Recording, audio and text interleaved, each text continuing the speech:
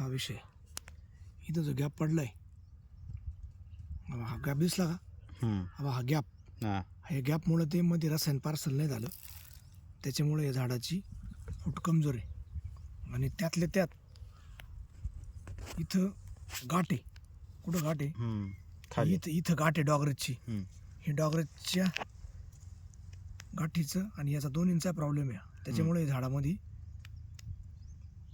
ताकद नाही राहिली चालायला. ओके, कर बघ.